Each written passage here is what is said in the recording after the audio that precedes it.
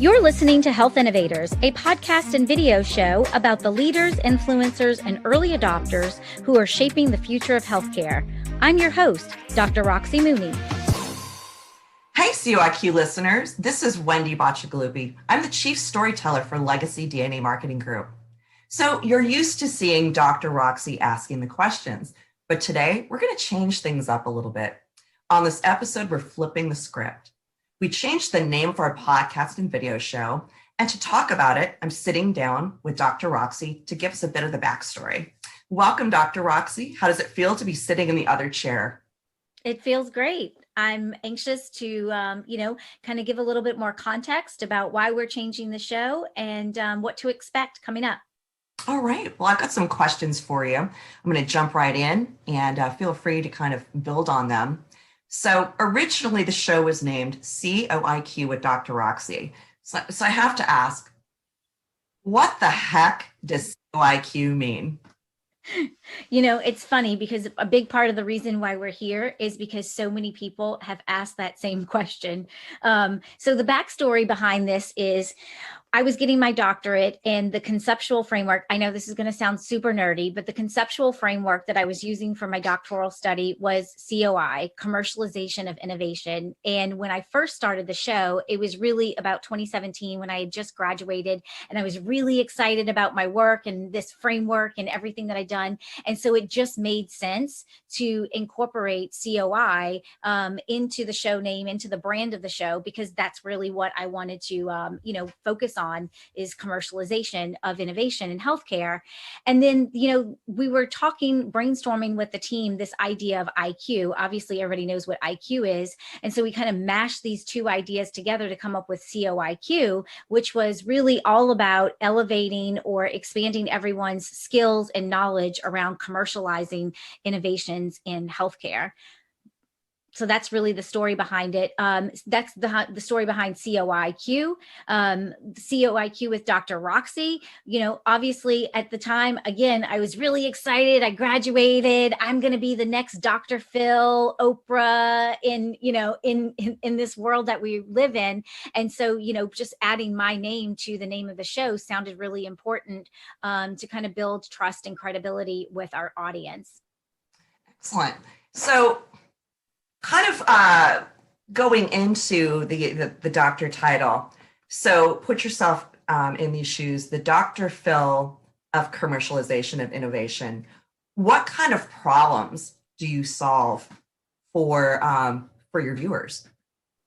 So I think, the main point or purpose of the show is to really be able to share all of those strategies and tactics that health innovators need to deploy or to circumvent, and to really give health innovators a platform to be able to share their stories, share their struggles, or share some of the, the winning strategies that they've deployed over time, so that way they can share that with other folks, as well as being able to just inspire and encourage other people, because let's face it, bringing an innovation to market is very difficult, especially in healthcare. And so I really wanted this to be a place where other health innovators felt inspired, felt encouraged, and then also gained a lot of knowledge, wisdom, and skills that they could go back to the office immediately and deploy to be part of that 5% that actually succeeds. Makes sense. So to me, COIQ makes a lot of sense based on what you've just described, the problems that you're solving. So what is prompting the name change of the show? Well, it's funny that you say that, because COIQ makes a lot of sense to me, right? That's I came up with it. But the problem is that it doesn't make sense to our target audience. And this is something that we preach all the time, is that we're not the hero of the story, that it's all about the customer. It's not about us. And lo and behold, through working through some conversations with business advisors and mentors over the last couple of months, it's always funny when someone's putting up a mirror and allowing you to see yourself in a way that maybe you hadn't, and kind of removing some of those blind spots. And so I talk and preach a lot about not making it about you, making it about your customers. And it came to my attention that COIQ with Dr. Roxie is in fact all about me, and the show isn't. And so I wanted to remedy that. And then I can't tell you how many times where I'm having conversations with people and no one knows what COIQ means. Although it's very meaningful with me, it doesn't resonate with our viewers and with our listeners. And so I needed to fix that. And they don't even know how to pronounce it, right? It's like it's Coke, it's Quirk, it's COIQ. I mean, it's been called all kinds of different things. And actually, rarely does anyone even call it COIQ, just the letters. And so, that is certainly not a great strategy for a brand name to come up with something that people don't understand and don't know how to say. So we definitely are here to remedy that. We've done some work over the last couple of weeks and last couple of months on really transitioning the show into something where people, health innovators, would know immediately that this is where they belong and how they're going to get value from it. So in essence, you're kind of drinking your own champagne. And finally, we're kind of getting toward the end of a very challenging year. And so this, I think, would be kind of an interesting thing to discuss too. This has been a tough year for everybody. Healthcare, non-healthcare, first responders, non-essentials, it doesn't matter. Everybody's been struggling. How do you feel that the essence of commercialization of innovation has helped organizations in this particular landscape?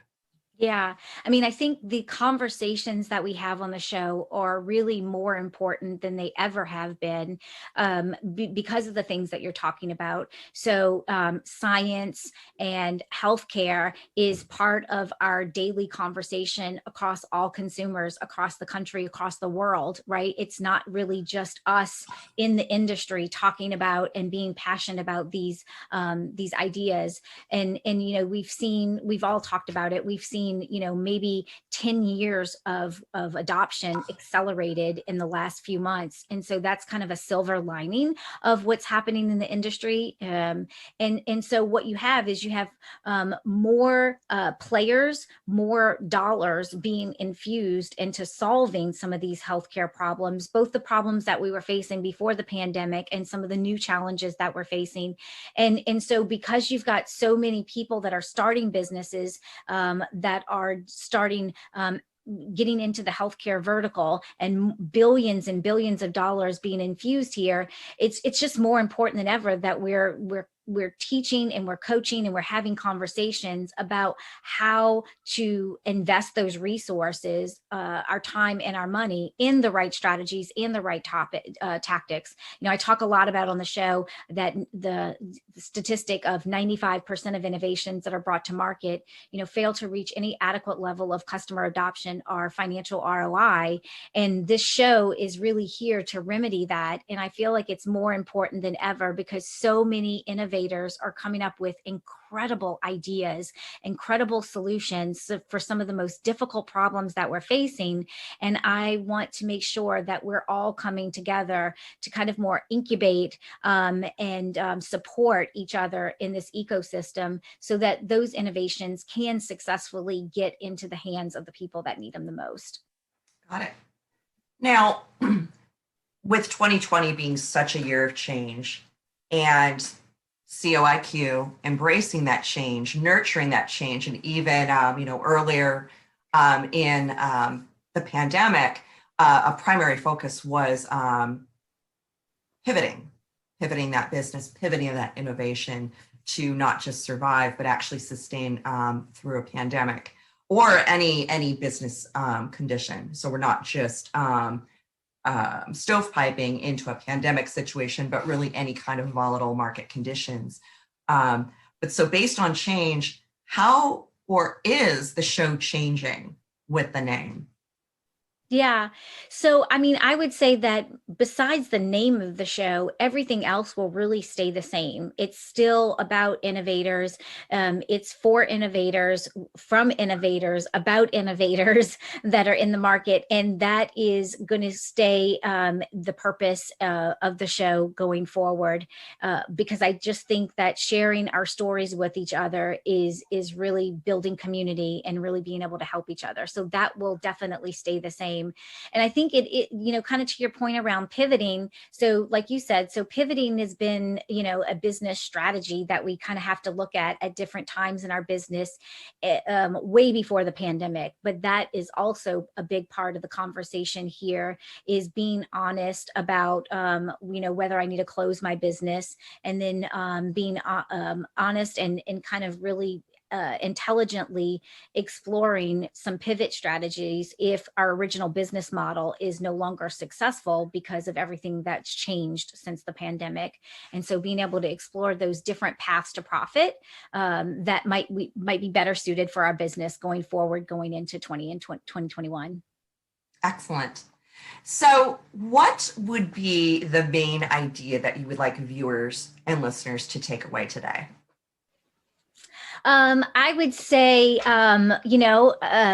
it's a lesson learned that it is so difficult, even when you intellectually know all of these best practices. It's so hard to be able to apply them yourself. Make sure that you have advisors and mentors and consultants that you're surrounding yourself with that are willing to tell you the truth.